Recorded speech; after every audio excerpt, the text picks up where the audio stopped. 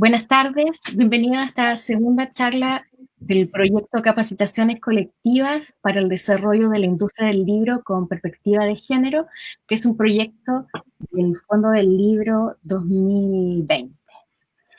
En esta ocasión vamos a hablar de fanzines y antes de presentarles a nuestras invitadas, vamos a hablar brevemente de la historia del fanzine en el mundo anglo y también en Chile. Entonces voy a iniciar con esto. Un fanzine, abreviatura en inglés de fan magazine, que se podría traducir como revista para fanáticos. Los fanzines tienen sus raíces en el siglo XIX, con los panfletos que circulaban para difundir principalmente ideas políticas. Sin embargo, su auge se dio en la década de 1950 a 1960, cuando se convirtió en uno de los principales medios de expresión de la contracultura. El término fanzine fue acuñado en octubre de 1940 por Ruth Chavenet para distinguir a los fanzines de los procines o revistas profesionales. Estas publicaciones se produjeron por primera vez en las pequeñas prensas de impresión de sobremesa, a menudo por estudiantes. El desarrollo de los fanzines está ligado al de los medios de edición de bajo costo, como la multicopista y la fotocopiadora, que a su vez han sido soportes para toda clase de folletos, pasquines, contraculturales y revolucionarios. Grandes acontecimientos de la historia del fanzine y su espíritu son la generación de autores norteamericanos de cómics underground de los años 1960 y 1970, y el texto disponible en la red en formato copyleft. Asimismo, los fanzines han jugado un papel fundamental en la evolución general de los medios y más concretamente de las formas culturales marginadas por las instituciones oficiales como los carteles, cromos, estampas, animación, novelas populares, telefilmes y otras. Y en Chile, que a menudo no se conoce tanto la historia del fanzine, tenemos aquí hitos bien importantes, y el primero, uno de los primeros hitos históricos relativos a la publicación independiente en Chile es el de la Lira Popular, que era una serie de impresos sueltos que circularon masivamente en los principales centros urbanos entre mediados del siglo XIX y las primeras décadas del siglo XX. Posteriormente, hacia el año 1930, Mario Silva Ossa, que fue el ilustrador de la revista El Peneca, hizo a la edad de 17 años una pequeña publicación con trabajos originales titulada Hojas Amarillas, compuesta por poemas, ilustraciones y señalando en portada que se trataba de una edición única. Hacia el año 1898, nace en Santiago El Rebelde, bajo la dirección de Magno Espinosa, que fue un periódico libertario de índole anarquista que contuvo una serie de elementos que resultarán característicos en el desarrollo del fanzine hasta nuestros días. En primer lugar, se trató de una publicación autogestionada de suscripción voluntaria y indicaban ellos, entre comillas, se publica cuando se puede. En el año 1943, el grupo Mandrágora lanzó una publicación llamada Leitmotiv, que llevaba por subtítulo Boletín de Hechos e Ideas, que constó de 2 números. Posteriormente, en 1952, Nicanor Parra, junto a Enrique Lin y Alejandro Jodorowsky, hicieron un proyecto denominado Quebrantahuesos, que consistió en una serie de intervenciones en muros de distintos puntos de Santiago, con láminas elaboradas por textos a partir de recortes de periódicos, donde utilizaron la calle como soporte, que después podemos hablar de eso para hacer el nexo con la revuelta popular y la ilustración.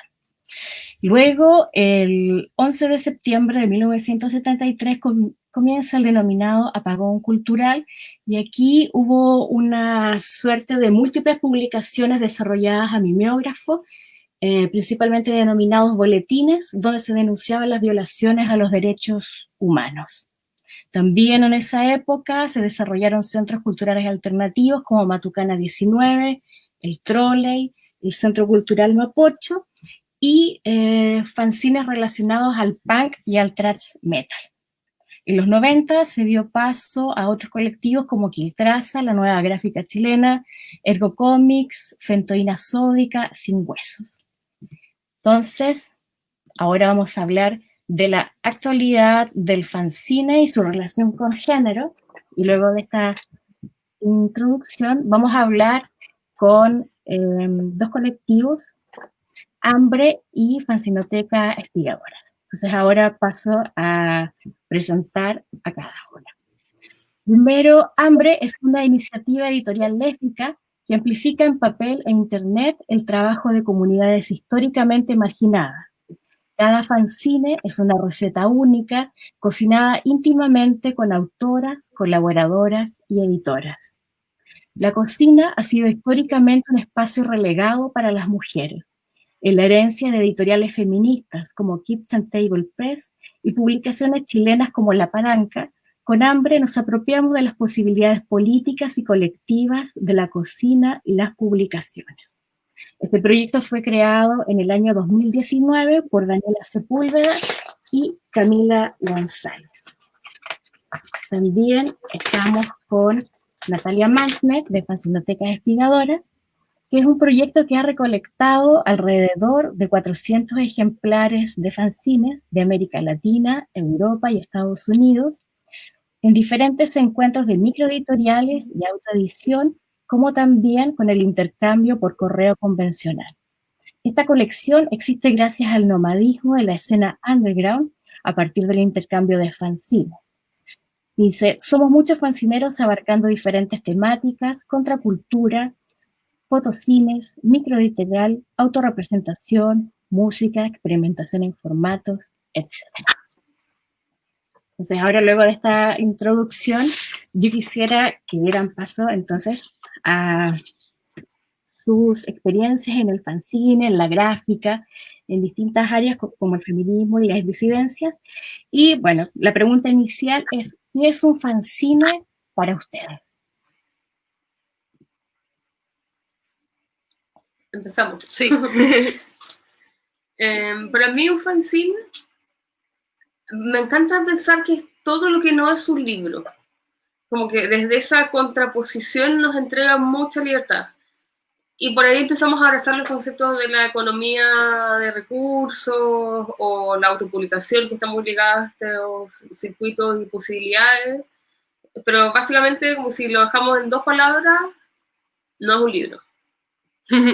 Sí, ahí como que hemos estado pensando también, como a partir de esta invitación, como en el fondo el fanzine tiene esta definición que es muy amplia y que cualquier cosa en teoría puede ser un fanzine, y eso también es una invitación a repensar esas características tradicionales de una publicación, de la manera en que se lee, la manera en que se hace, cuántos ejemplares se hacen, etcétera. Y también es una oportunidad de repensar el proceso editorial como no como un poco lo que decía Gladys también, o sea, esa característica contracultural o contrahegemónica es tan importante al momento de pensar el fanzine que, no sé, nosotras ya llevamos más tiempo que Solo con Hambre en este como experimentando con no sé, este universo de fanzines finalmente, porque, no sé, es como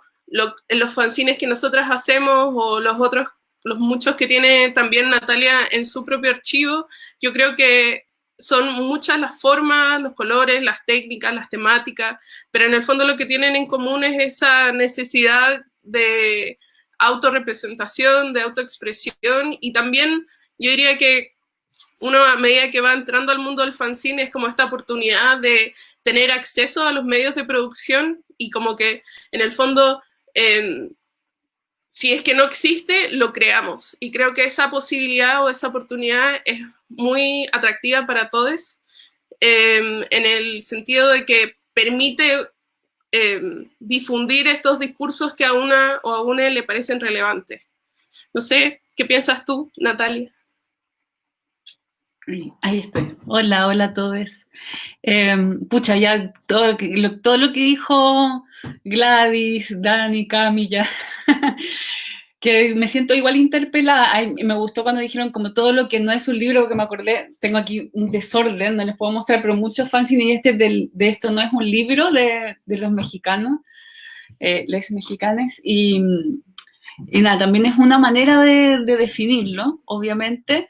Eh, y también, claro, es tan diferente definir, cuando se habla de autogestión, también se habla de realidad económica, social, racial, étnica, de orientación sexual. Se habla de tantas cosas a la vez que es como, yo creo que la definición de un fanzine en cada uno de sus contextos va a ser diferente, inevitablemente, y eso que a pesar de que esté hace tanto tiempo, ya esté tan apropiado por los medios hegemónicos, por las instituciones culturales y por el mercado, igual sigue siendo como escurridizo. Y eso yo creo que es como una de las cosas más lindas, así como que en verdad siga teniendo esa como columna vertebral de como sin Dios ni amo, así como... No, igual uno va a una feria de fanzines y las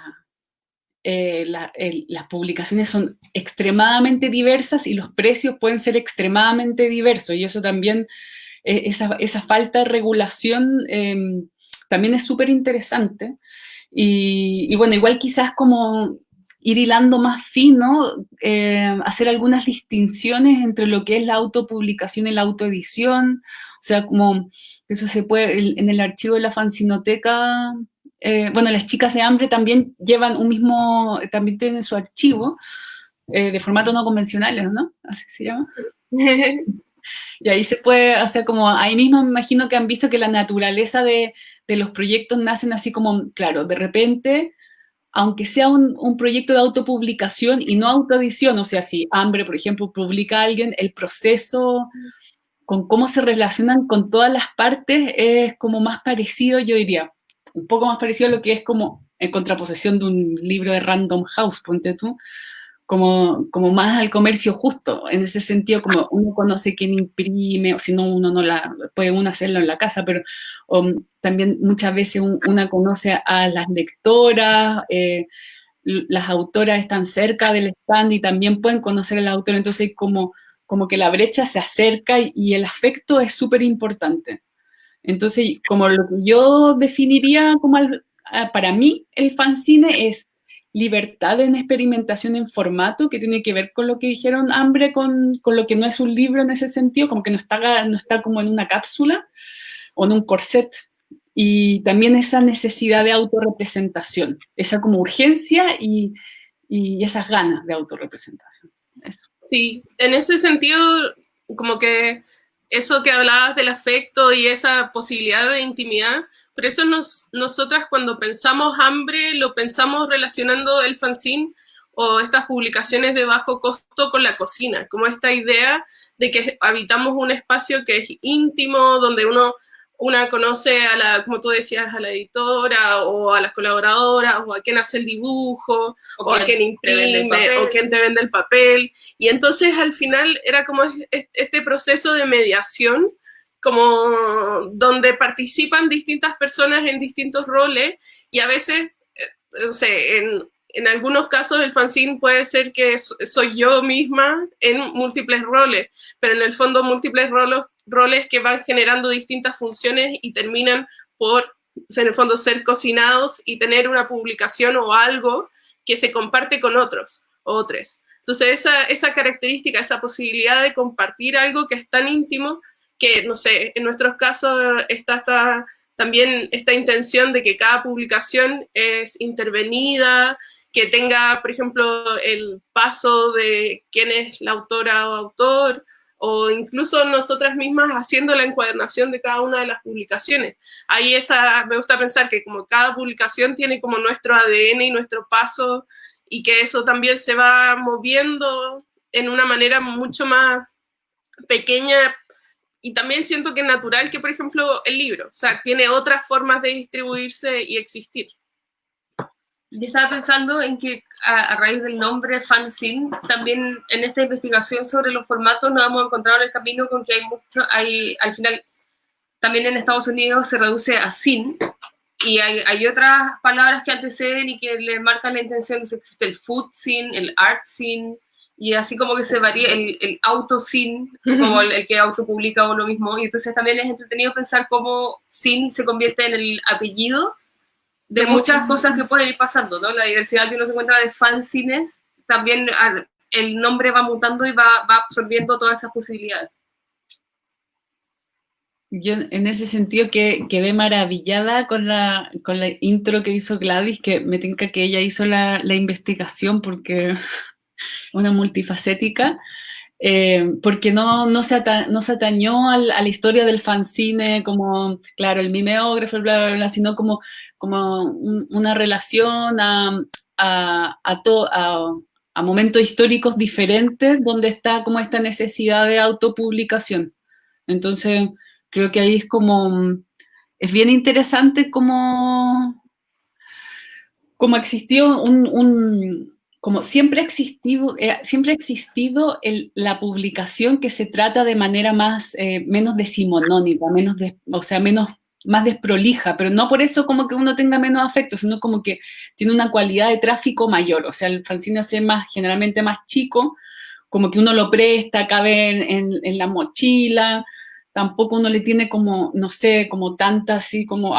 yo soy amante de los libros, me encanta tener libros, no puedo tener tantos porque son caros, además me encantaría tener más, pero claro, con los fanzines pasa esa cosa de que uno no le tiene tanto miedo a que se dañen, porque en verdad están hechos como para ser prestados, también para que se rompan, o sea, son frágiles. Entonces, ese tipo de publicación siempre está relacionado a la contracultura desde que empezó, bueno, desde Gutenberg, y empezó a existir todo como las impresiones de un pliego, los chapbooks, todo lo que era la literatura de viajeros, eran como estos pequeños libros plegaditos que parecían fanzines, o sea, son igual a los fanzines y llevan siglos. Y claro, nosotros ahí lo conectamos a las liras populares, o podemos ver las palometas o las octavillas de época de dictadura que se repartían en las manifestaciones, que también, claro, no se llama fanzine. Por ejemplo, yo en ese sentido, como que he tenido, se llama Fanzinoteca Aspiradora del proyecto, pero siempre he tenido como esta postura de que no son solo fanzines lo que hay dentro, o sea, como que está como esta aura de lo que estábamos hablando. Sí, yo ahí creo que como interesante el ejercicio que hace Gladys y un poco lo que decías tú también, de como sacar el fanzine solo de su definición o de su historia anglosajona. Como que en el fondo, o sea, yo siento que yo por lo menos entré un poco al fanzine a partir de esa tradición, no sé, como de las Riot Girls feministas punk de los años 80, 90, pero después como que a partir de ahí solo fui un poco abriendo esa definición de fanzine, y que también cuando uno mira la historia, no sé, de las publicaciones, una puede observar también que existen estas otras expresiones que si bien no tienen el nombre de fanzine, que esa palabra como más anglosajona, sino que tienen esa forma de, no sé, de plaquet o chapo, como decías antes, o no sé, nosotras también siempre nos gustan mucho las publicaciones feministas que hacían, por ejemplo, trabajadoras o organizaciones feministas a comienzo del siglo XX en Chile, sí, que si bien, sí, como La Morada, La Palanca, etcétera, que si bien no tenían el nombre fanzine, sí tiene esa, yo diría, ese espíritu de como esto nadie lo está publicando, que quizás, no sé, las grandes, por ejemplo, editoriales o los medios de comunicación masivos, o etcétera, como no están representando esto, y desde las propias comunidades o desde como esta necesidad personal y colectiva de poner algo en el espacio público, de ponerlo en común. Y creo que ese ejercicio tan político, y que cuando uno lo pone en este contexto histórico y como a través de la historia, yo no sé, siento mucha emoción porque encuentro que me gustan aún más los fanzines que cuando, no sé, uno solo conocía el fanzine desde como esta característica más anglosajona y que parecían que solo existían en esos mundos. o en ese lugar. Claro, a partir de estos ejemplos, el fanzine me queda resonando mucho, que es como un espacio, es un otro espacio que nos inventamos donde existir con nuestros discursos y encontrarnos con quienes también piensan o quieren gestionar acciones en las vías en los que uno, entonces es como un lugar desde donde podemos compartir ideas con otros, que ahí pasa por el correo, por la circulación en ferias muy específicas, pero como que ahí existimos, ¿no? Ahí se crea la memoria, porque también estos objetos pasan archivos y circulan entre distintas personas, dejando estas semillas de ideas. Es bien interesante esos paralelos que ustedes hacen, porque la Liga Popular o la literatura de cordel estuvo presente en casi toda Latinoamérica. En Brasil fue muy importante también para generar nuevos formatos de literatura y que hubiera otras voces no canónicas.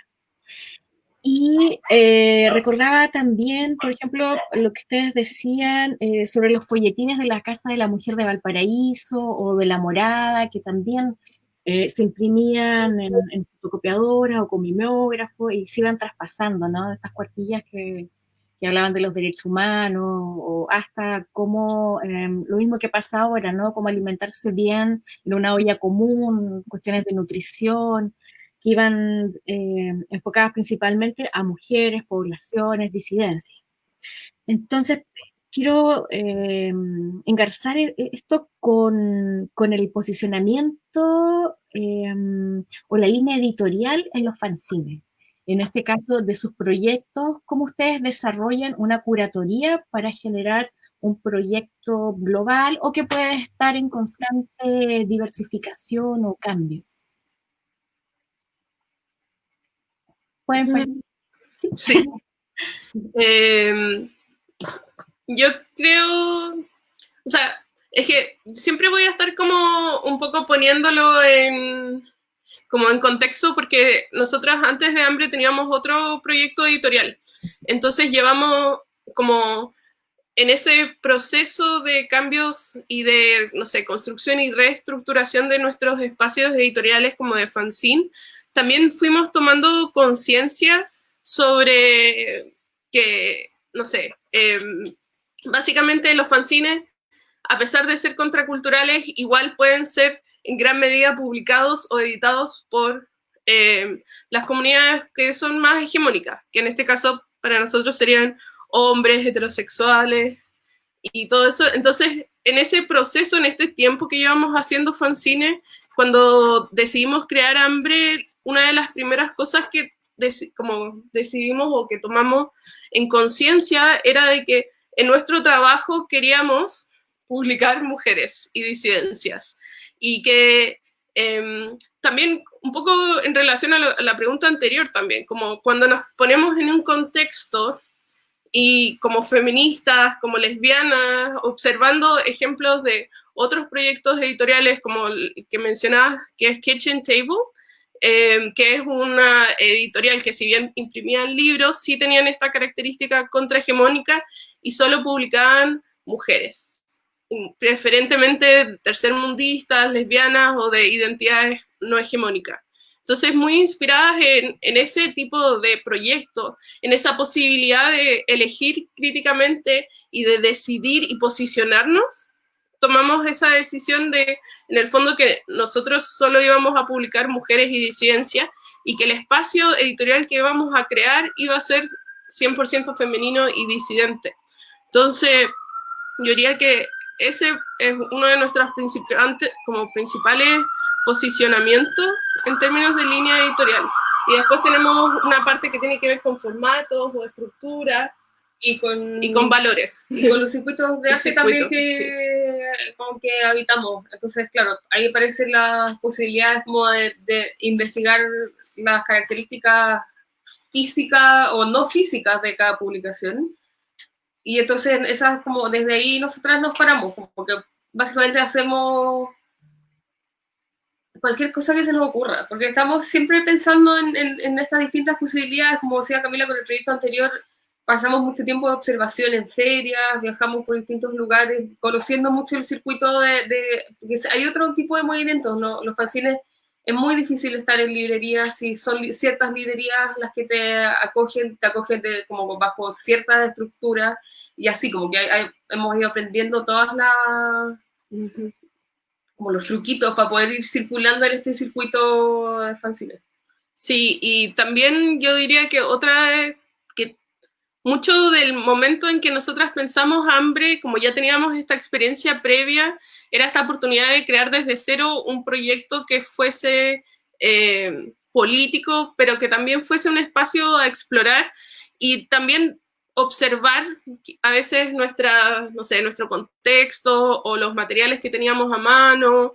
Entonces era como, ¿para qué imitar este proceso, esta cadena tradicional del libro que nos exige en cierta medida como estas características convencionales o llevar los procesos de ciertas maneras?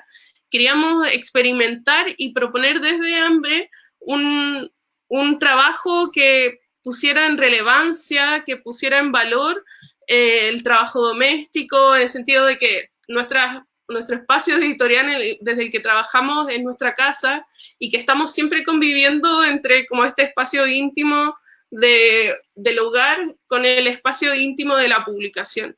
Entonces, más que sentirnos, por ejemplo, frustradas por tener o no tener acceso a ciertas, no sé, técnicas de impresión o materiales, y en vez de estar como llevando nuestro fanzine como a ese trabajo, por ejemplo, de diseño que hace que la publicación sea más cara, queríamos como volver a encontrarnos con aquello que tiene que ver con lo análogo, con lo que tenemos a mano y poder resignificar muchas de las características que el fanzine tiene, esa como manualidad, y ponerlo en valor.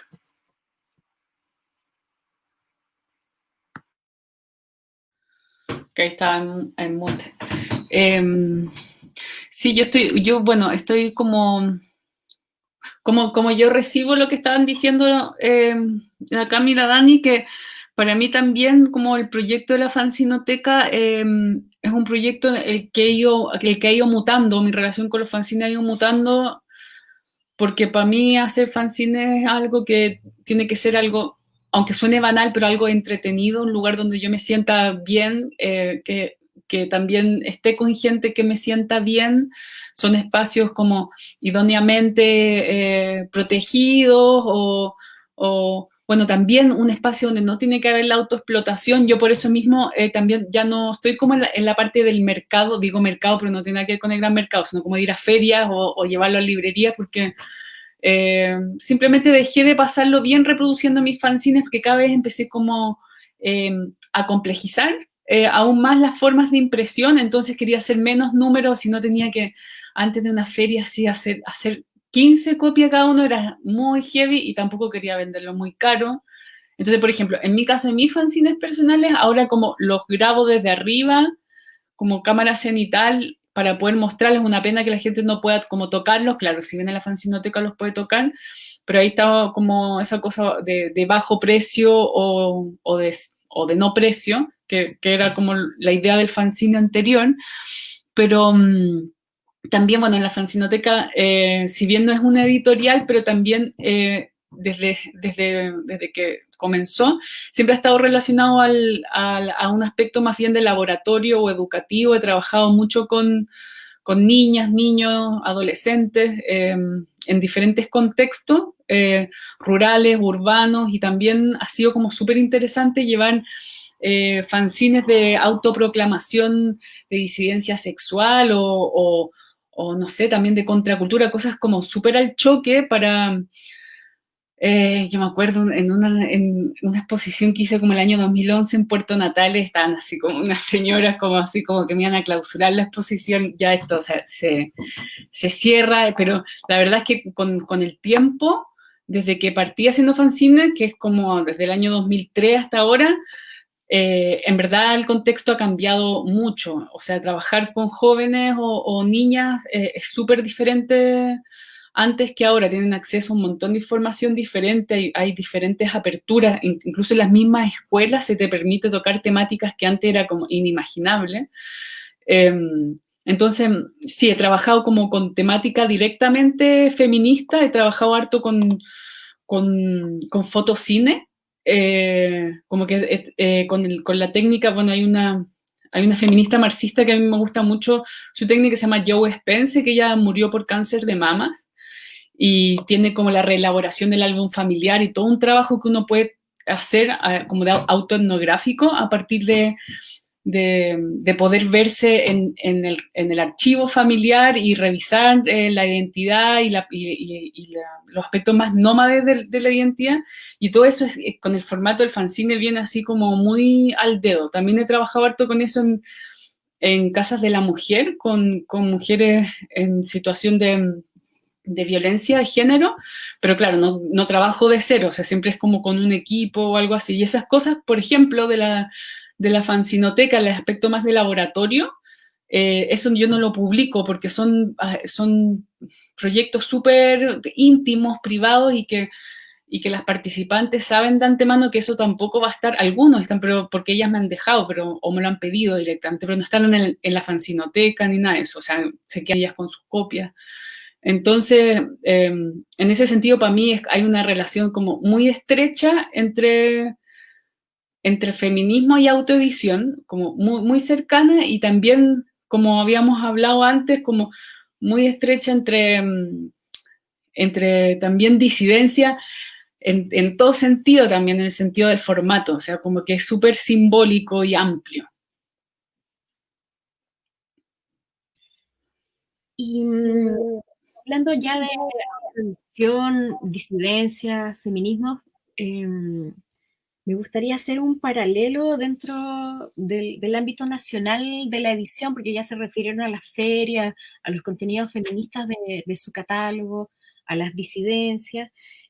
¿Cómo lidian con la relación jerarquizada dentro de este mundo editorial, desde el orden del patriarcado del conocimiento, la autoridad de los formatos de transmisión, cuando usualmente son espacios masculinizados, ¿no? Entonces, ¿cómo ustedes se posicionan, trabajan, cómo se sienten cómodas o cómo crean esta comodidad trabajando en colectivo o de forma autónoma en estos espacios?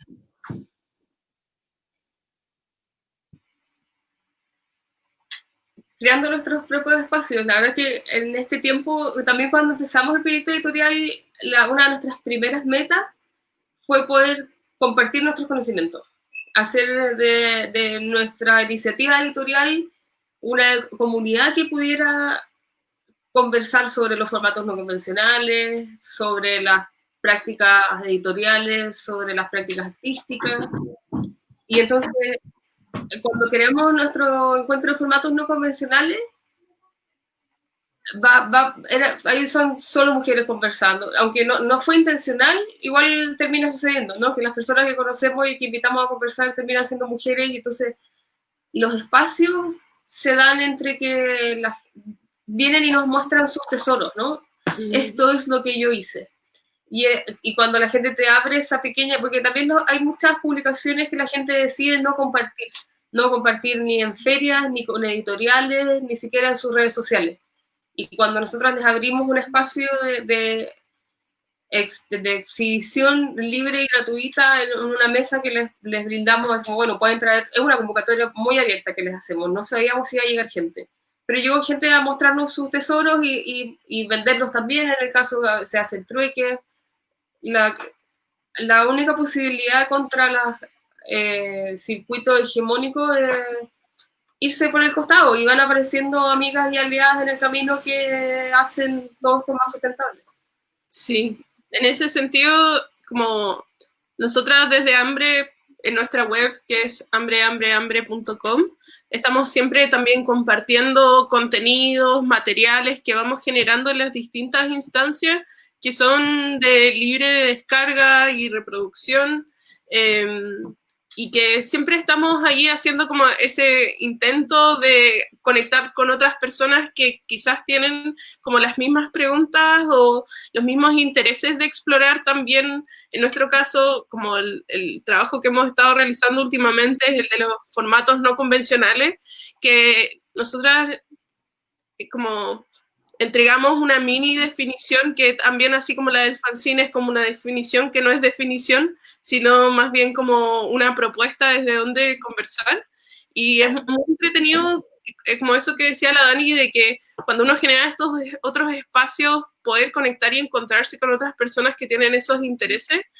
Y que cuando uno hace esa invitación, siento que desde el otro lado, por lo menos así ha sido nuestra experiencia, siempre se responde con mucho respeto, con mucha empatía y con mucha curiosidad y ganas de conversar. Y eso creo que es muy entretenido, como cuando uno abre esos espacios, la gente llega y participa. Bueno, y ahí Natalia también participó de ese primer encuentro de formatos no convencionales. Y bueno, del segundo también, que hicimos online. Y entonces, como, no sé, subimos los videos de todas las conversaciones, vamos a estar subiendo también como todo este trabajo que nos ha llegado desde Argentina, México, Chile, y es muy, muy genial eso de como no necesariamente replicar esos espacios tradicionales, por ejemplo, de feria de fanzines, sino que ir explorando otras maneras en las cuales uno pueda, por ejemplo, aprovechar Internet y no pensarlo como un espacio que es contrario al papel, por ejemplo, del fanzine. Es súper interesante eso que cuentan porque el desarrollo del fanzine ahora como en momentos de más apertura y conectividad es súper diferente antes. Por ejemplo, a mí me pasó cuando estudié literatura, de repente nos poníamos de acuerdo con personas y viajaban así como en bus con maleta vacía a Buenos Aires a comprar libros, porque, o sea, acá no existía el increíble y vasto mundo de microeditoriales o pequeñas editoriales que hay ahora, que se pueden en la Feria Furia, ponte tú, o lugares de ese estilo. Entonces, por ejemplo, cuando en esa época era como fanzinear, era como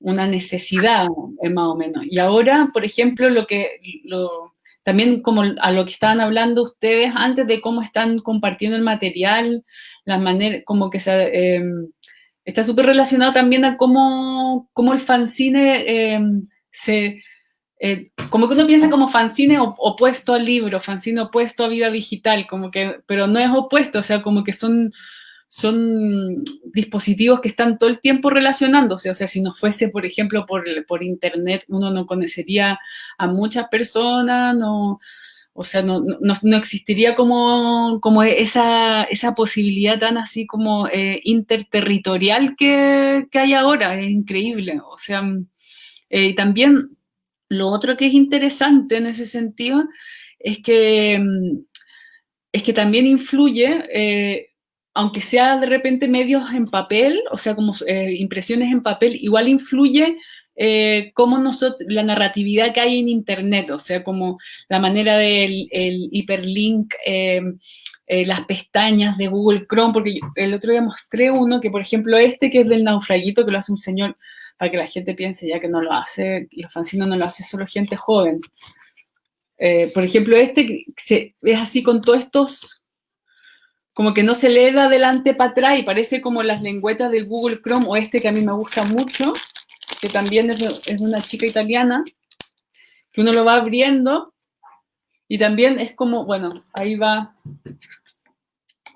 bueno, y hay más, y hay un libro dentro de un libro y cada vez se va pixelando más, entonces es como súper interesante cómo dialogan estos universos y cómo en verdad están súper complementados ahora en el fanzine.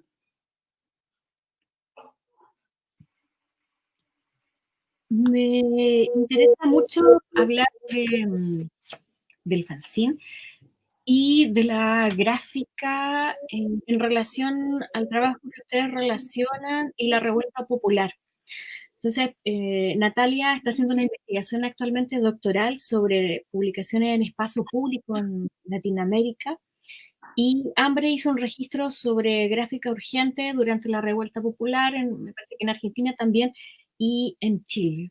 Entonces me gustaría saber cuál es su relación con el espacio público, el fanzine, y esta instancia de mostrar trabajos de feministas y de disidencias en la calle, como espacios no convencionales.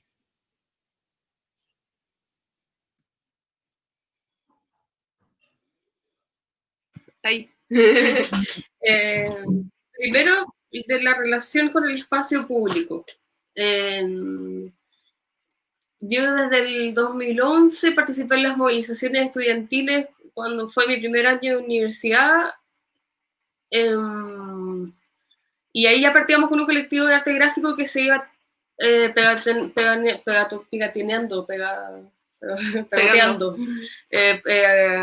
gráfica contra este mismo gobierno, la anterior.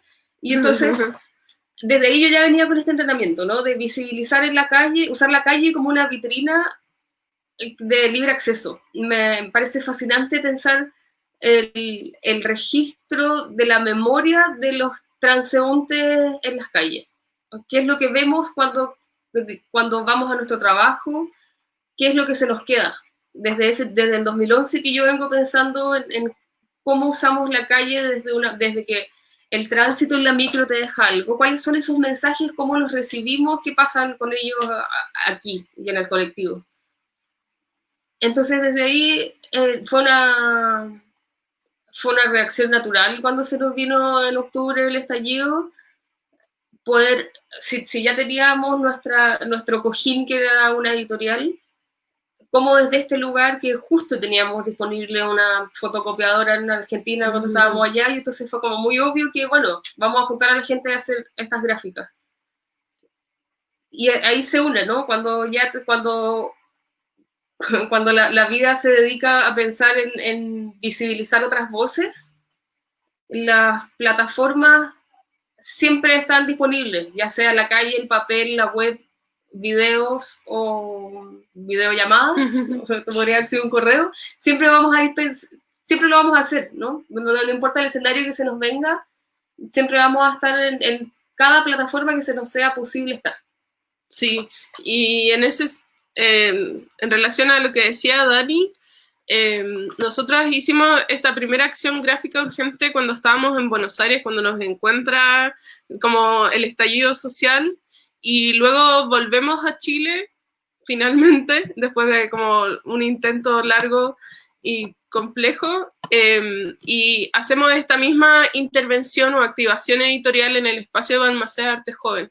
Y así como la otra instancia que les contábamos del encuentro de formatos no convencionales, nosotras hacemos desde Hambre esta invitación que es abierta a quien se sienta interesada en participar, y tan abierto que es muy interesante también cómo las personas se acercan, expresan desde sus lugares o sus experiencias, desde sus estilos gráficos, desde sus palabras, y cómo desde ese espacio, como esa posibilidad o esa instancia de encuentro de simplemente tener papeles y una impresora, una fotocopiadora, se va generando tanto una conversación al momento de crear, como un encuentro, y en esas instancias íbamos también entendiendo un poco más, también era algo afectivo de poder encontrarnos y apoyarnos. Y todo ese material está disponible en la web, que si bien no estábamos también poniendo esa relevancia en la autoría, sino más bien en esa experiencia y en la creación de material gráfico. Y después fuimos pegándolo y con ese interés de, en el fondo, como decía Dani, de aprovechar todos los espacios y plataformas posibles para poner los mensajes que nos parecían relevantes de no olvidar, de no olvidar y multiplicar. Ante las borraduras salíamos de luego a pegar, porque no era tan simple, como que estos mensajes que se van, ¿no? Como un poco el Twitter, el feed, lo scrolleaste y se te abandonó y se te fue, y seguimos adelante con otras cosas. Y no, el arte gráfico te trae al presente todos los mensajes que deberías estar leyendo. Me gustaría a mí preguntarle a Natalia, bueno, lo mismo, y hacerle una consulta respecto a su investigación, porque tengo la idea, la noción, ¿no? Por lo que he podido leer, que el desarrollo de los nuevos formatos también tiene relación con los lugares, los países donde se desarrolló primeramente la imprenta, ¿no? Desde el siglo XIX en Latinoamérica, Por ejemplo, México, Perú tiene una vasta cultura de fanzines, de plaquettes, de tipos de impresiones con antelación o anterioridad a, por ejemplo, Chile. Tal vez. Es una pregunta en realidad para poder saber también sobre tu investigación sobre el espacio público en Latinoamérica. Igual es loco, porque es verdad todo eso que dices, pero nosotros en Chile, o las personas que tenemos como este chip de memoria chilena, sí, efectivamente, como vivimos una dictadura larga y con alta represión, también tenemos una manera súper interesante de trabajar con la misma censura. Yo creo que tenemos un desapego quizás un poco mayor al trabajo en la calle, o sea, como si esto se censura, también es nuestra mejor publicidad, de alguna cierta manera, como le pasó a Be Like Love, que yo creo que muchas personas que no estaban relacionadas al estallido social recién conocieron el proyecto en ese entonces. También he estado trabajando harto también con eso, como la idea un poco del palincesto, como del el pegoteado arriba del otro, esa pintura verde que pasaron por encima, después pusieron más rayado. Yo creo que tenemos como mucho, los peruanos también tienen un trabajo súper increíble de publicación en la calle. Lo pueden, si alguien quiere investigar al respecto, hay un libro de Ileana Diegues que se llama Escenarios Liminales y es súper interesante. Ella ahora está trabajando más el tema del duelo, pero este libro tendrá unos 15 años y ahí yo conocí bien el trabajo como artístico, activista y ciudadano, si se quiere decir, que es medio formal decir ciudadano, pero en la calle. En Chile también, como que la insurgencia empezó súper fuerte en la calle. Es interesante porque como que el espacio público está súper, nosotros al tener un sistema liberal tan feroz, el espacio público está ultra raptado por el juego de nuestros deseos, de nuestras identidades, o sea, como que uno sale a la calle y está súper mermado cómo se tiene que usar ese espacio público y estamos a punto de explotar, entonces por eso explotamos. Las publicidades te hablan con identidades y cuerpos normados, cuerpos racializados, y calan así completamente adentro y las imágenes uno ya no las tiene que ver, estas imágenes como qué es lo que dicen, como un semiólogo, sino como qué es lo que quieren esas imágenes de ti, te interpelan. Entonces al final eso mismo, de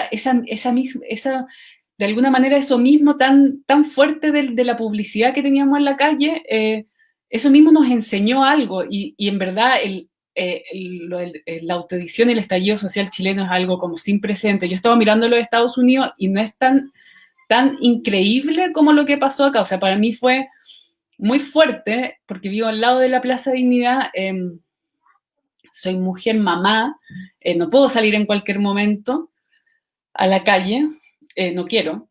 También nací en dictadura, tuve sucesos muy terribles con militares, en mi familia también, entonces no, como las otras generaciones no fue tan fácil. Conozco a mujeres mayores que les fue muy difícil poder salir a la calle y había mucha presión porque todos tenían que estar en la calle. Eso también es algo como interesante de tratar en ese sentido.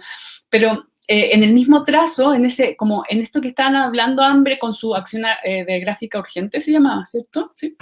Existe como hacer juntes, o sea, escribir juntos, dibujar juntos, publicar juntos, incluso no solamente los carteles o las autoediciones de un solo pliego que están pegadas en la calle, sino también en los rayados en la calle, como uno siente el cuerpo, uno se imagina el momento, o sea, como la misma caligrafía te transporta a ese momento, es como súper urgente, afectivo y emocionante en verdad salir a caminar. Todavía no está todo censurado. Pero también existe como un leer juntos que es súper interesante, porque eso sí que es lo que más desafía, y bueno, los fanzines lo tienen, especialmente los formatos no convencionales, pero leer juntos apunta directamente a la parte más, porque yo no soy como tan anti-libro, así como que veo fanzines o contra libros, no sé qué, pero la literatura tiene como un rol súper autoritario de cómo se desarrolla el conocimiento. Es bien terrible porque eso de leer en silencio bueno, está súper relacionado no querer compartir el proceso de creación de conocimiento en conjunto. Entonces, que el conocimiento sea una idea de discusión, por ejemplo, el arte a mí me parece lo tiene más resuelto, o las artes escénicas también. Uno va a una obra de teatro y después conversa con alguien, que es lo que, y se comparten las perspectivas, las emociones, las trayectorias de por qué uno lo ve cada cosa, igual que una obra de arte, ya sea una performance en la calle o en un museo, todo en su contexto, pero la literatura es como yo estoy solo o sola y esto como no esto, el conocimiento no se comparte y es jerarquizado, no sé qué. Entonces, en el fanzine esto se pone bajo cuestión, pero en el estallido social queda como en evidencia, así, bueno, heavy, o sea, como la poesía está en la calle, la biblioteca cerrada, la biblioteca toda tapiada con miles de carteles, pero hermosos y disonantes, súper diferentes en estética, nadie diciendo que eso se puede o no se puede hacer, o que es bonito o no es bonito, así todo así empapelado como... Para mí fue así como muy impactante. También, por ejemplo, yo iba mucho a las bibliotecas que fueron cerradas porque con mi hijo íbamos siempre. Para mí era como uno de los lugares que más iba. Igual me afectó de alguna manera, pero como explicarle a un niño tan pequeño como que por qué es necesario que esto esté cerrado, como que me amigué también más con todo este impacto, como decía, como que para las personas de diferentes generaciones puede ser más impactante o menos impactante. Y como decía también antes, como si existe como este hacer juntes, escribir juntes, leer juntes, también existe como un censurar juntes. Eso es algo como súper interesante y que no hay que tenerlo, que hay que tenerlo súper presente porque claro, si ahora vamos a empezar un proceso constitucional de nuevo, con la posible aprobación de la ley Sticker, y con los militares en la calle, yo no sé si es que el desarrollo de la autoedición vaya a ser tan prolífico y la gente se vaya a sentir tan tranquila en la calle como fue al principio. Llevamos ya muchos meses de represión, quizás estamos un poco más cansados, igual estamos con mucha rabia por cómo se ha manejado lo de la pandemia, pero... también hay otra cosa, último que quería decir respecto a esto, que es súper interesante, que tiene que ver con que mientras más amenaza de censura, hay más necesidad y ganas de hacer archivos. O sea, con esta como aceptación en conjunto de saber que esto es frágil, que se pone en la calle y que te lo van a censurar, hay muchas personas y un sinfín de proyectos que se han preocupado de archivar esto.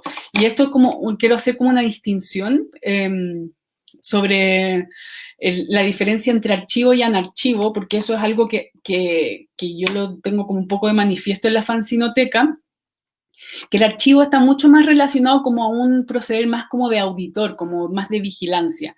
Es más bien como el archivero convencional, tradicional, controla el conocimiento, controla qué entra, controla qué sale, controla cómo tiene que ser la forma del libro, que está súper relacionada también a la publicidad y al deseo, a los cuerpos normados, no normados, o sea, como esta forma de del deber ser del conocimiento y cómo se puede controlar el conocimiento. Mientras que el anarchivo está mucho más relacionado al activismo, quiere como explorar en verdad los mundos posibles, quiere como dar más cobijo a la incertidumbre, y dar posibilidad a lo disfuncional, yo creo, eso es súper importante, como el permitir equivocarse,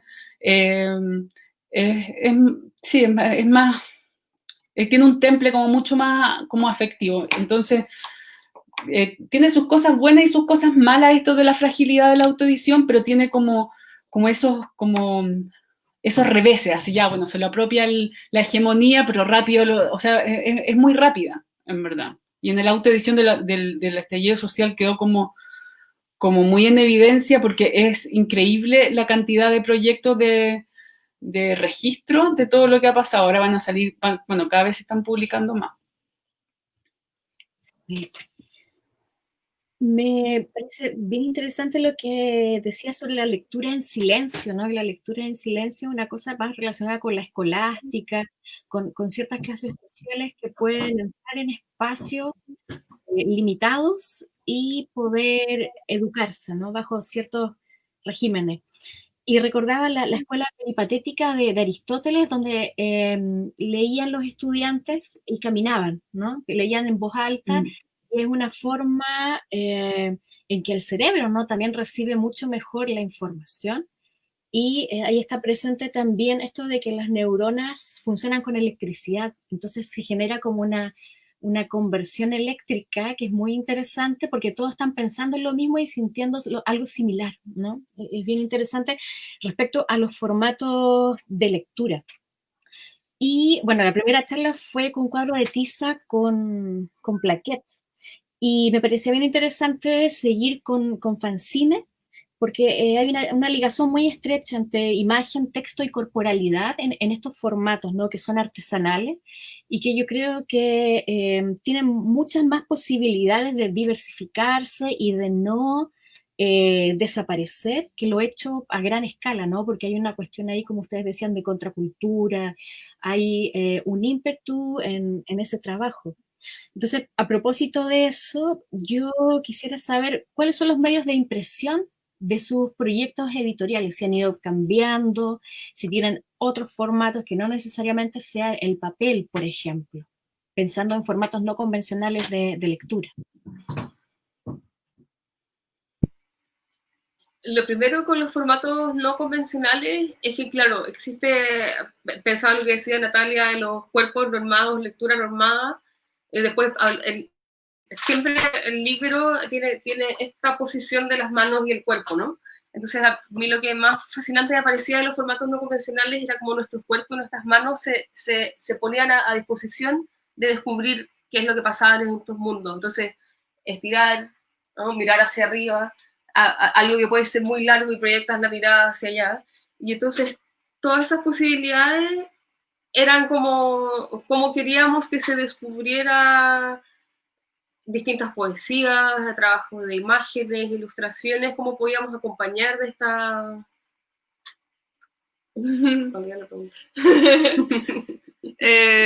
Sí, o sea, nosotros desde Hambre estamos como con esta pregunta por los formatos no convencionales, un poco en relación a lo mismo que decíamos al inicio del fanzine como el no libro, como que en el fondo si uno piensa el fanzine como una definición sin límites, también sus formatos no tienen límites. Entonces, es muy interesante poder explorar y darse cuenta que todo puede ser un fanzine si es que una lo nombra como tal.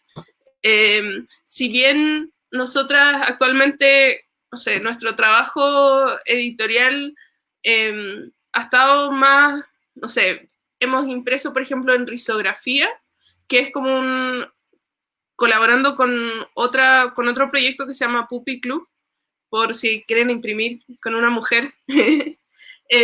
También utilizamos la impresora de la casa, que es una tradicional donde hacemos ejercicios y todo. Y luego también últimamente lo que hemos estado haciendo es la como impresión análoga, que es lo que en el fondo es cuando uno pasa, por ejemplo, los crayones encima de recortes que generan ciertas, no sé, texturas. Otros conocen la técnica como frottage. Sí, más conocido como frottage. Pero también es como ante esa pregunta, y yo creo que también un poco obligada por el contexto actual, en la cual hay que, no sé, los espacios donde estaríamos, por ejemplo, imprimiendo, o los lugares donde tradicionalmente comprábamos papel, el mercado en general ha cambiado bastante, y eso también ha generado que nosotros tengamos que reobservar los materiales que tenemos a mano y repensarlos. Entonces estamos como en ese ejercicio de qué se puede publicar dentro de este espacio en el cual estamos habitando hace 3 meses. Sí, ahí está Natalia, que es Puppy Club, que comentó. Y eso, o sea, como estar experimentando y también, no sé, desde el trabajo más de contenido en relación a nuestras publicaciones, también lo que estamos haciendo es desestructurar como el orden lógico o tradicional o convencional de diseño. Entonces, en ese sentido, estamos siempre jugando con otras formas que no necesariamente tengan una linealidad. Por ejemplo, también utilizar tipografías que son hechas por mujeres o que son open source. también, es decir, de código como abiertas y gratis. Y también jugar nosotras con un poco la interacción entre lo análogo y lo digital, estar siempre como transformando y jugando en distintas capas.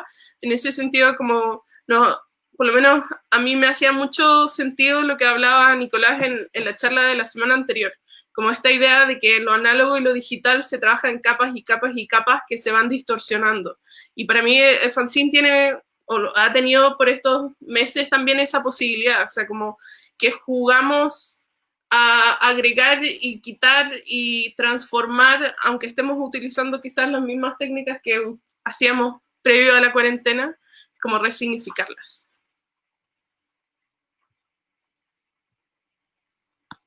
Ahí está.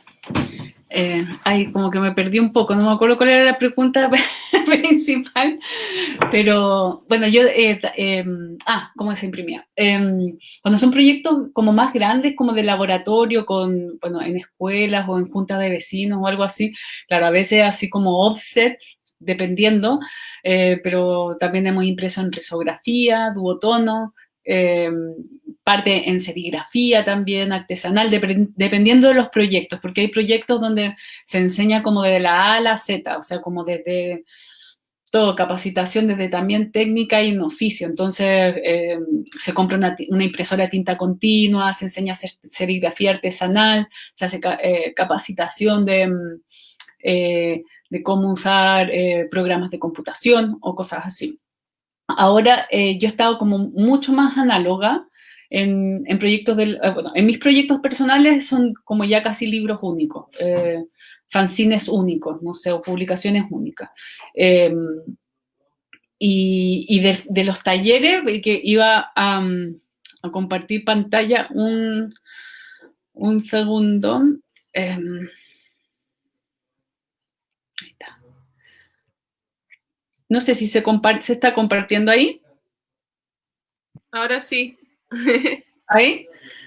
Ya, por ejemplo, ahí yo estoy como hice un taller que se llamó Fanzines para no callar, la calle como imprenta en La Boca, en Buenos Aires este verano, en la Fundación Pro, ahí por cerca, bueno, en La Boca es un lugar como muy variado y con bueno, lo que hicimos es trabajar con las diferentes rugosidades que hay en los suelos, en las paredes, en los árboles, y usamos también la técnica de Frotouch. Y la idea es eso también, o sea, como que fue explorar como más en profundidad esta idea de las calles como páginas, o la ciudad o el espacio urbano como un libro abierto y también liberado. Bueno, ahí salen como diferentes texturas, pero aquí ya es como más interesante porque los participantes hicieron cosas súper inimaginables con las palabras que habían, porque claro, se forman como abecedarios disponibles que hay en los carteles que habían ahí en las inmediaciones de la Fundación Proa. Entonces, por ejemplo, con la palabra bomberos se escribieron, o sea, hicieron con Frotouch muy increíbles poemas y trabajaron con diferentes rugosidades y colores. Ahí no sé si dejé de compartir. Ahí está. Sí. Bueno, quería mostrar un poco eso, pues como para ser como bien gráfica, en el sentido de que como para potenciar un poco lo que estaban diciendo la Cami y la Dani, de que efectivamente el fanzine es como que no tiene límite en la experimentación entre lo análogo y lo digital. Entonces, como que en los últimos talleres o laboratorios hemos estado como llevando eso como un poco más al extremo. Entonces no son como, claro, fanzines porque no tienen ninguna reproducción, pero igual tiene su reproducción en medios digitales, entonces igual están ahí compartiéndose, así que a mi parecer igual como que cuenta. Quiero hacerle otra pregunta que tiene también que ver con la difusión, con la materialidad y el trabajo horizontal, ¿no? Al generar, como decía Natalia, grupos colectivos que trabajan en un mismo proyecto. Y esto es que, ¿cómo son las dinámicas no hegemónicas que se practican en un proyecto editorial de fanzine, teniendo en cuenta la materialidad y este trabajo en redarquía que practica el feminismo.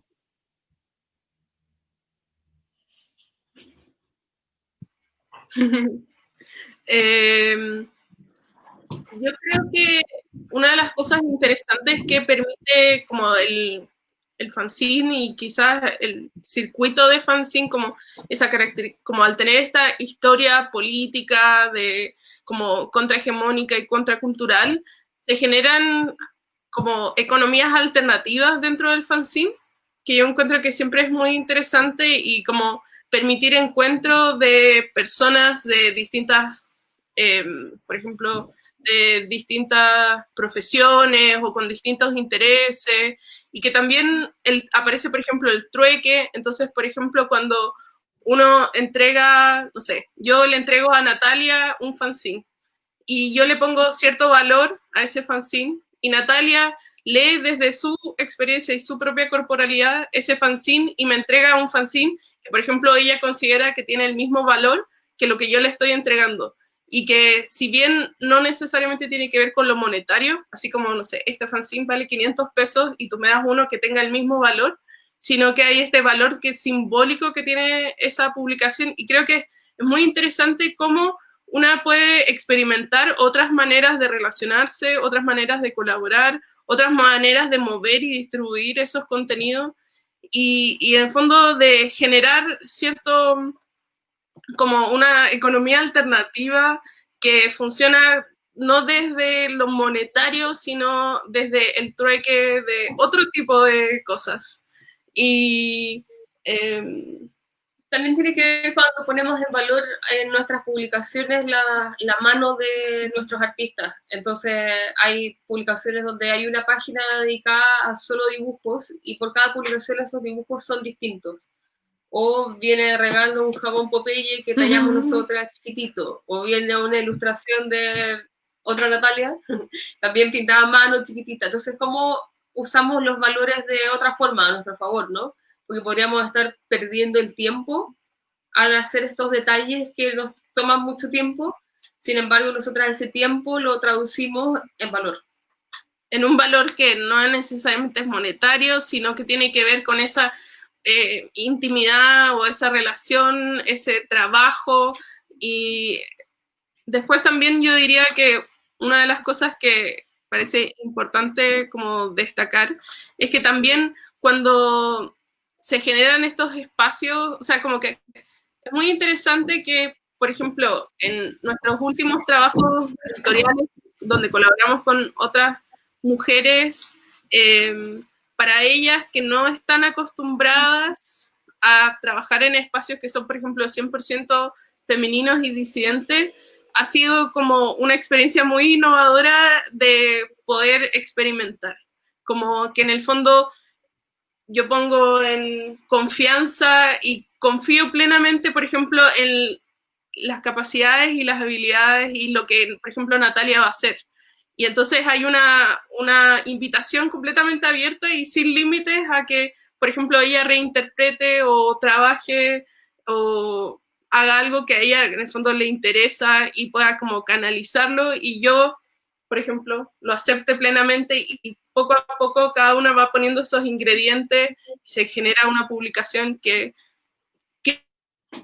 desde su propia, o sea, desde la creación o la ideación de ese proyecto, tanto como en esa cadena de producción y después en su distribución, no respondan a esas categorías tan tradicionales, por ejemplo, del trabajo editorial más tradicional o más, no sé, industrializado. No estoy muy... no me acuerdo. ¿Cuál era la pregunta, Gladys? Perdona. Es que se me fue... Era sobre las dinámicas no hegemónicas que se practican en un proyecto editorial de fanzine en cuanto a la materialidad y a la redarquía, esta instancia de los proyectos feministas en que se trabaja en horizontalidad y cooperación. Sí, claro, en un idóneamente hay como todo este espacio así de apoyo mutuo y de mucho oído, mucha escucha, mucho querer compartir, no querer imponer estética, ética. Bueno, para mí especialmente si trabajo como con comunidades o proyectos colaborativos, es súper importante como no imponer también mi visión también estética de las cosas, que en verdad eso como que significa muchas más otras cosas. Entonces, también o en los talleres que hago donde enseño a hacer tu propia publicación y tu propio proyecto editorial, hay como un trabajo de acompañamiento donde cada una está haciendo su proyecto como personal y salen súper diferentes unos de otros. O sea, como tú pones uno al lado del otro, por eso no es como una línea editorial en ese sentido, como que son como, no sé, laboratorios de autoedición que duran 2 a 3 meses.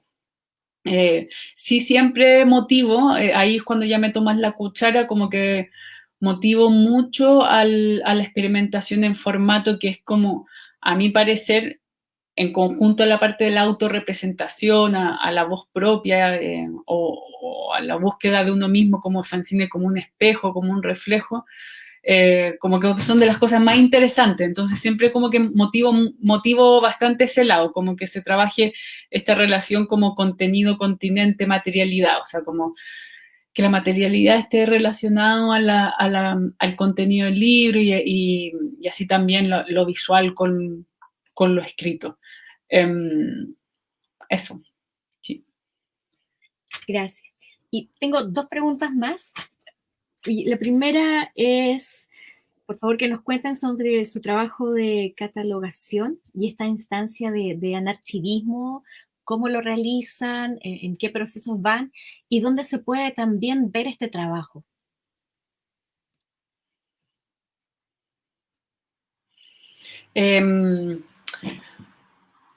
Yo en este momento el archivo de la fanzinoteca lo tengo en mi casa. Antes tenía como un taller, pero lo traje a casa. Hay gente que me contacta y viene, pero principalmente el archivo se muestra cuando se activan proyectos. Y yo creo que es como la parte como más interesante, como, porque es lo menos taquilla, menos hipster, que es llevar el archivo a entornos donde las personas no conocen la palabra fanzine, o no piensan o no se imaginan que pueden como autopublicar su propia revista, como a veces le llaman. Entonces, ahí está como que hay diferentes desafíos, pero yo aprendo muchísimo en esos procesos también. Ahora, en el proceso de catalogación en sí, las categorías son de alguna manera súper antojadizas. O sea, yo creo que algún bibliotecario o bibliotecaria convencional los ve y dice así como, ¿qué está haciendo? Igual el archivo Excel es como bien, tiene una parte muy tradicional y otra parte como que apunta al formato experimental y otra parte más como a lo etnográfico. La primera parte que sí, claro, sale como nombre o colectivo, nombre del fanzine, si es que lo hay, medidas, manera de impresión, materiales, si es que tiene objetos insertos, página web, y sale como una parte que es como cómo llegó el fanzine a la fanzinoteca. Si es que hubo como un intercambio, si es que hubo un trueque, en qué tipo de feria, si es que se acercó la persona a regalármelo o no regalármelo. Entonces ahí como que se hace ahí hago una relación metafórica fuerte con el concepto de espigadoras, que es como la imagen de la fanzinoteca espigadoras, que son las espigadoras de Millet, que es el cuadro intervenido, que es... Ahí están. No sé si se ve bien, pero ahí están las espigadoras, como en un lugar mucho más post-apocalíptico, haciendo la segunda cosecha, porque la primera cosecha, claro, se la llevan para vender, y la segunda cosecha como queda de lado porque, no sé, porque la papa tenía forma de poto, no sé, que fuera. o la zanahoria salió multiforme, quedó fuera. Y los fanzines son un poco eso también, o sea, como recoger toda esta como anormalidad o disidencia, de alguna manera espigarlo en conjunto, como una especie, esto todo muy idóneo, pero yo creo que uno tiene que soñar mucho, soñar más que con la destrucción del mundo, soñar con el fin de las prácticas capitalistas. Y ahí mismo se empieza como se hace esta metáfora del espigar con el recolectar historias, también con las multimaterialidades con que se puede hacer un fanzine también, que es como este espigar. Y bueno, también el recorrido, pues así como cómo llegó a la fanzinoteca, que es la parte como autoetnográfica afectiva. Sí, en nuestro caso, lo que hemos estado haciendo desde el último tiempo, yo diría con mayor como prioridad, ha sido utilizar nuestra web, que es hambrehambre.com, como un espacio de archivo digital en el cual uno puede, por ejemplo, encontrar información de catalogación, por ejemplo, de nuestras publicaciones, o sea, en alguna medida similar a lo que decía Natalia, de tener, por ejemplo, las características de tamaño, de técnica de impresión, quiénes son sus autoras, y la idea también de poder desarrollarlo en la web fue de que una pudiese, por ejemplo, explorar, quizás llegar desde un fanzine, por ejemplo, de una autora y poder a partir de esa autora, por ejemplo, explorar otros materiales que también se alojan en la web, y en ese sentido lo digital ha sido como este espacio muy interesante porque también permite archivar estos materiales que a veces tienen otros soportes. O sea, en el caso, por ejemplo, de la acción gráfica urgente y el video que mencionaba Gladys antes, era cómo podíamos generar un archivo de todo este proceso de pegar afiches en la calle a través de los videos de celular, como sobreponiéndolos, y poder esa experiencia, aunque fuese, no sé, 3 meses resumidos en 1 minuto, que pudiesen estar y como trasladarnos momentáneamente a esos momentos. Y también en torno, como hicimos el encuentro de formatos no convencionales, el primero físico y ya el segundo online, para el primero hicimos una publicación miniatura de una sola página que en el fondo es un borrador o una propuesta para catalogar publicaciones.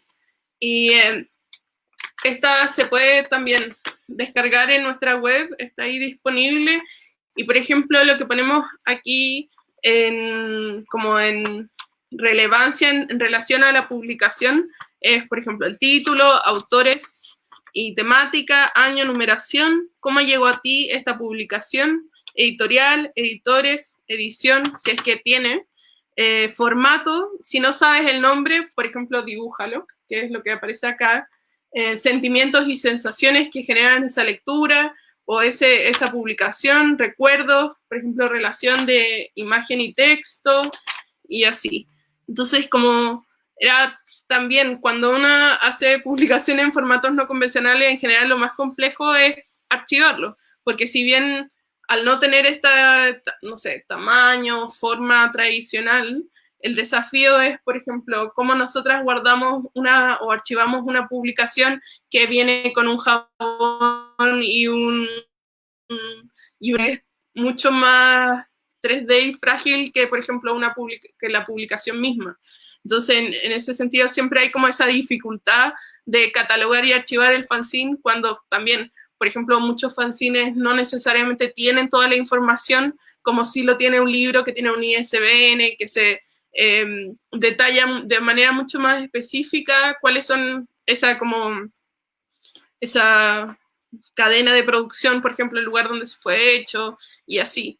Entonces, no sé, como muy experimentando también es como entre nuestra web y también un drive que también generamos del segundo encuentro de formatos no convencionales, que por ejemplo archivamos en texto el chat de la video, o sea, como de estas videollamadas que tuvimos con muchas personas, o por ejemplo agregar pantallazos de las carpetas y así. Entonces como que también como el espacio digital puede ser un espacio interesante de explorar otras maneras de archivar. Perfecto, muchas gracias. Y voy a hacerles una pregunta del público que adapté a la charla, que es de Carlos Carroza. Es cómo se puede reformular la educación, formatos, soportes y formas de lectura mediante el fanzine y otros soportes no convencionales en la escuela. Y esto también teniendo en cuenta toda la tradición que existe en Chile de las revistas escolares en los liceos, en las escuelas públicas, que se dejó de hacer luego de la dictadura. Entonces, también está la idea de taller, ¿no? La idea de taller anarquista. Si ustedes pueden, por favor, responder eso según su experiencia. A mí me ha pasado de ir a hacer proyectos de fanzines, de editorialidad y todo eso a lugares rurales, y en Chile pasa algo muy particular, que hay unos, ahora me ha llegado una demanda, hay unos lavados de dinero muy impresionantes que tienen que ver con las licitaciones. Entonces en un liceo pueden haber 3 máquinas fotocopiadoras increíbles que tienen un mantel y un florero encima. Porque, claro, porque le da al primo, yo qué sé, la licitación, entonces él se hace un rubro de que venden fotocopiadoras, venden la fotocopiadora, pero nadie va a hacer capacitación, nadie va a enseñar cómo se usa eso. Entonces me ha pasado unas cuantas veces de acercarme a escuelas rurales donde tienen, por ejemplo, revistas que ya queda solamente un ejemplar, una revista antigua y quieren reeditar, y claro, nosotros hemos como enseñado a cómo se usa la máquina fotocopiadora, y eso de repente se come gran parte de lo que era la agenda del proyecto, y ahí, bueno, ahí vienen como las dificultades de lo rígido que son las personas que manejan también los fondos concursables cuando uno tiene que cambiar las metas del proyecto. ¿Qué otra cosa respecto a esto? Bueno, es que hay muchas cosas, pero también, bueno, hartas veces que me han dado fondos para hacer talleres de fanzine a lugares bastante lejanos, y las directoras o directores dicen que sí, y uno va a lugares muy lejos y te cierran la puerta en la cara porque tienen que ensayar para el CIMSE. O sea, yo creo que tenemos como problemas como demasiado medulares de lo que es la alta, la baja cultura, el fanzine igual, claro, ahora está como cosificadamente y romantizadamente desde la investigación académica, súper interesados, hacen entrevistas y cosas así, pero siempre es como un objeto de estudio, no es un medio de investigación per se. Y eso es bastante erróneo, porque, por ejemplo, muchos Fondesit pueden entrevistar a fanzineros o fanzineras, no pagarles por sus entrevistas, pero sí pagarle a un académico, porque está reconocido su rol por eso. A mí me ha pasado que yo estoy becada por la USACH en el doctorado de estudios americanos, pero postulé a CONICYT y he hecho, pero investigaciones así como que me han costado hacer el pellejo, no sé, 20, 30, ni siquiera las tengo contando, no me contaron ni una sola porque no tienen ni ISBN, o sea, como es súper ridículo, porque los chilenos y las chilenas en términos de poder somos como más papistas que el Papa. Si es que, claro, de repente se enteran que afuera, como creo que en la charla anterior estaban contando que, claro, estaban haciendo plaquet en la USACH o no sé qué, ya se están como soltando un poco el cuerpo con estas otras maneras de investigar. También la investigación artística, por ejemplo, en Chile no existe como doctorados que tengan como su lado práctico de investigación artística, que está en la Católica, que además que es súper difícil que te den una beca completa ahí, o sea, lo tiene que hacer alguien que tiene dinero propio.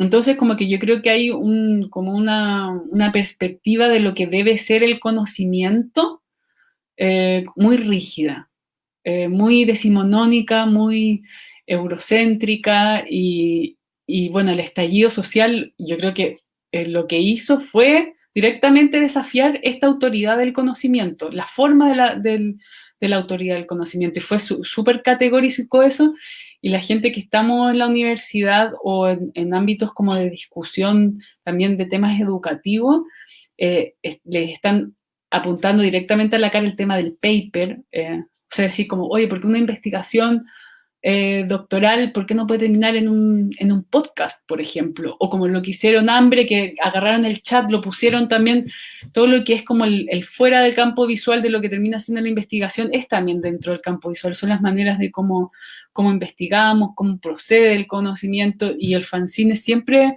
ha trabajado como ese fuera de campo visual que es súper importante, porque siempre nos llega como el conocimiento súper editado, súper pulcro.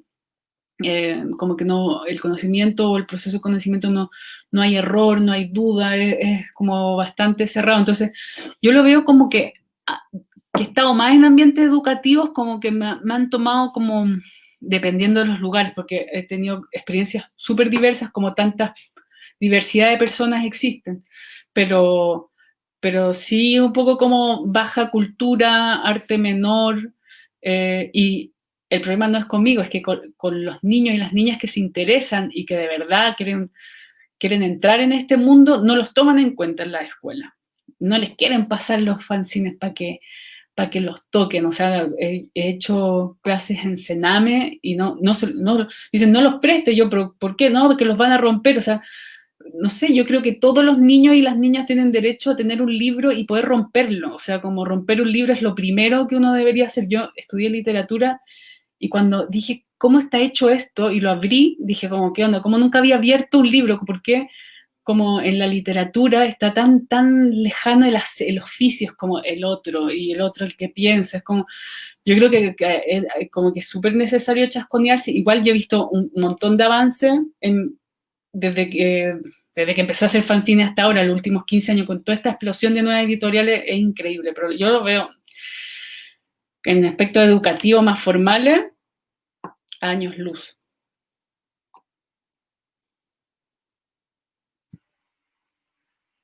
Yo estaba recordando mi propia experiencia compartiendo los conocimientos como en Balmaceda Arte Joven o en el Centro Nacional de Arte Contemporáneo, y yo siempre me he considerado como la anti-profesora. Mediadora me cuesta, pero me gusta más el como anti-profesora, porque cada vez que alguien me preguntaba ¿y cómo debería hacer cualquier cosa? Y mi respuesta siempre era, sigue tu intuición.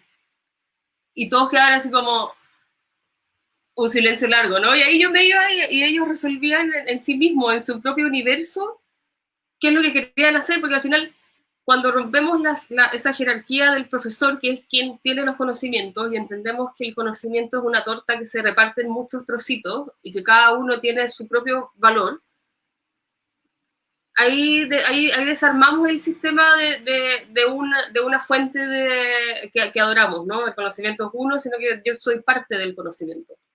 Y desde esa perspectiva también pienso en la relevancia de los oficios y cómo cuando sabemos cómo hacer algo con nuestras manos, podemos tomar el valor de esas posibilidades.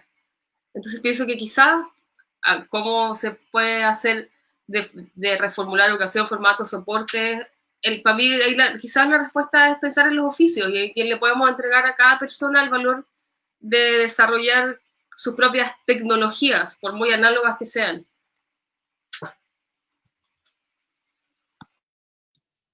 Sí, eso, la educación, bueno, también como haciendo una recapitulación, lo que decían anteriormente de las formas de leer, de tomar el libro, de la lectura en silencio, son también formas de adoctrinamiento y de control del propio cuerpo, porque de alguna manera clasifican la forma en que uno va aprendiendo, ¿no?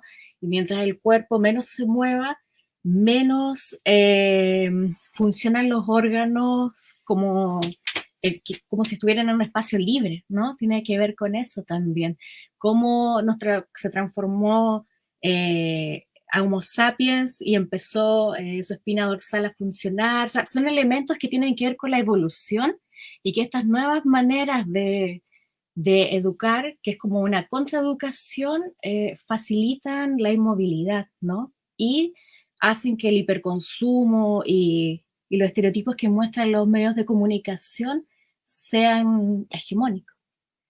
Yo quiero hacerles una última pregunta ya, que tiene que ver con recomendaciones de fanzines, proyectos afines, y si pueden compartir sus redes sociales para que las personas que las están observando y escuchando puedan ir a sus páginas web para contactarse con ustedes, hacer talleres o descargar sus fanzines.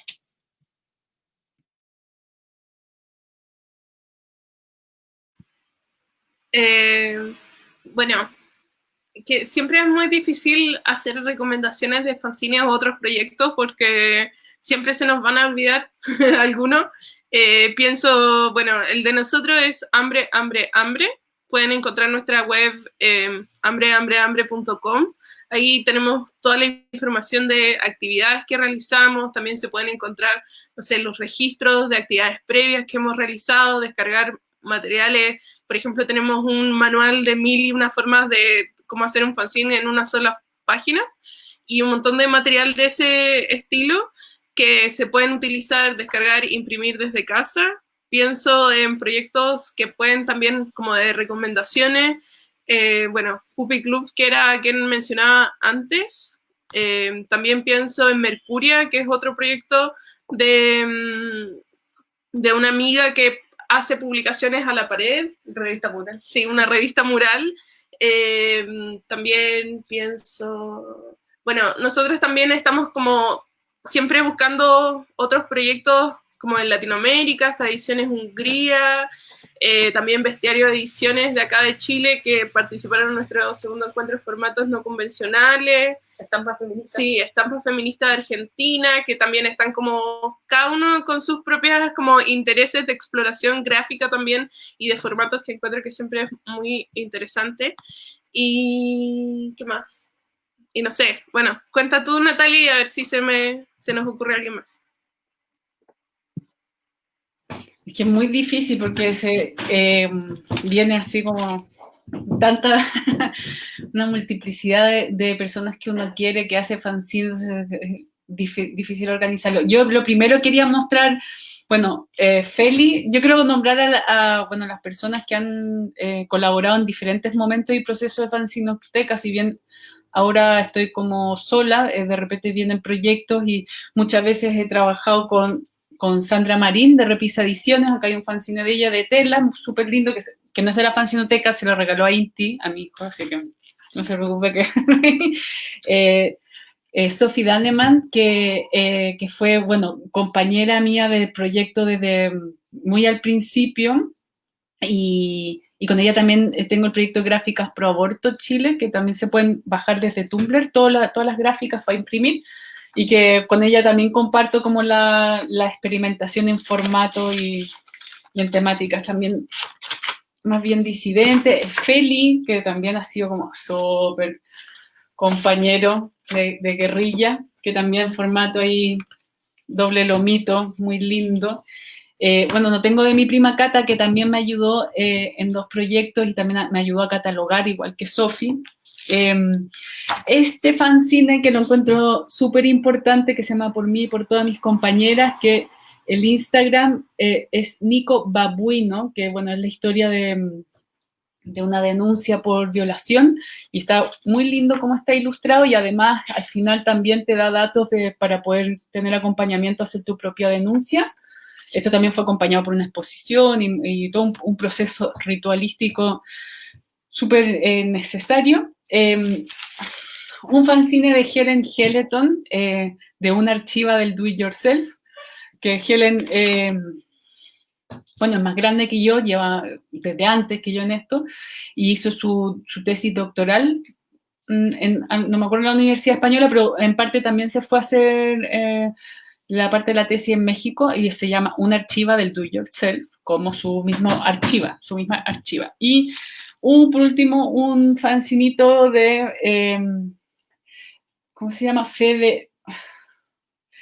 Fede ACMA del proyecto de Lino Divas, que es el proyecto Picaporte, que me gusta muchísimo, que está ahora para bajar en cuarentena. Se puede bajar esto sin nada, o también los que tienen, y uno poner el propio poema y ponerle en el picaporte de les vecines o las personas con que uno comparte en casa, que está muy bueno. Me gustaría nombrar como cada uno de los proyectos de los últimos alumnos que he tenido. Por ejemplo, este lo hizo Maca Yatzer, que fue un proceso súper lindo, duró como 3 meses, sacó fotos de su espacio autónomo, lo bordó con una resignificar su espacio privado, mucho trabajo del verso-reverso, del bordado, como procesos que me han significado. Mis primeros fanzines de la fanzinoteca, Roberto A., que es como la historia de un niño que va al baño de hombres, pero la directora del colegio considera que es mujer y se hace pipí al fuera del baño, y me encanta la historia porque está contado como, es muy terrible y a la vez tiene gracia y tiene empoderamiento, es como todo el tránsito que ha hecho Joaquina, me encanta también mucho, y podría seguir así, un sinfín, pero por lo menos como nombrar eso. Y bueno, ya nombré antes, esto no es un libro, que están haciendo también en este momento publicaciones como de instant book, como muy fáciles de imprimir en casa, para que se metan en su Instagram. Muchas gracias. Les quiero agradecer el haber estado en este espacio hablando de fanzines, feminismo, disidencia. Y quiero dejarlas invitadas a todos también que me están escuchando y mirando, a las próximas charlas y entrevistas. Vamos a estar el día jueves 9 de julio a las 6 con Carmen Berenguer, quien está nominada al Premio Nacional de Literatura. Vamos a tener un ciclo con las 3 nominadas, Rosa Betty Muñoz y Elvira Hernández. Y el sábado 11, también a las 6, vamos a hablar de ilustraciones con volumen entre oficina y vellón para libros álbum. Así que pueden ver toda la programación en el Facebook y en el Observatorio Red Fem, donde vamos a alojar cada una de las cápsulas y después las quieren descargar para tenerlas. Así que les agradezco mucho el haber estado acá y bueno, cuídense y nos vemos pronto. Oye, muchas gracias, Gladys, por la invitación y también por la iniciativa. Encuentro súper necesario este proyecto que estás haciendo, también todo lo de la red feminista del libro, como comenzar estos protocolos y bueno, eso, agradecerte también a ti por el espacio, también a Hambre, que lo pasé súper bien. Siempre lo paso muy bien conversando de fanzines. Y yo pues, he visto unos comentarios por ahí de amigues, veo a Giuliani, Carlos Carroza, que gracias por acompañar. Sí, gracias por usar su sábado en la tarde para esto. Siempre entretenido. Gracias por la invitación. Entonces nos vemos. Muchas gracias, que estén muy bien. Chao. Chao.